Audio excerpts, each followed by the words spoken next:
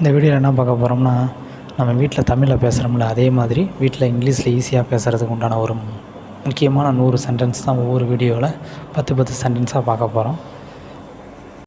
இந்த வீடியோ ஃபுல்லாக பாருங்கள், அப்போ தான் உங்களுக்கு ரொம்ப யூஸ்ஃபுல்லாக இருக்கும். யூஸ்ஃபுல்லாக இருந்தால் லைக் பண்ணுங்கள், சப்போர்ட் பண்ணுங்கள், ஃபாலோ பண்ணுங்கள், ஷேர் பண்ணுங்கள். அதே மாதிரி ஆல்ரெடி 3 வீடியோ நான் ஷேர் பண்ணியிருக்கேன். ஸோ அது பார்க்காதவங்க கீழே இருக்க லிங்கை கிளிக் பண்ணி அந்த வீடியோவும் பாருங்கள். இப்போ வாங்க வீடியோக்குள்ளே போகலாம். ஃபஸ்ட்டு பெட்டை நல்லா வை. பெட்டை நல்லா வைன்னு சொல்கிறோம்ல, அது எப்படி சொல்லலாம்? Make your bed. Make your bed. தலையாணையை ஒழுங்க வைன்னு சொல்கிறோம்ல, தலையாணையை ஒழுங்க வைன்னு சொல்கிறோம்ல, அது எப்படி சொல்லலாம்? Keep the pillow properly. Keep the pillow properly. செடிக்கு தண்ணி ஊற்றுன்னு சொல்கிறோம்ல, செடிக்கு தண்ணி ஊற்றுன்னு சொல்கிறோம்ல, அது எப்படி சொல்லலாம்? Water the plant. Water the plants.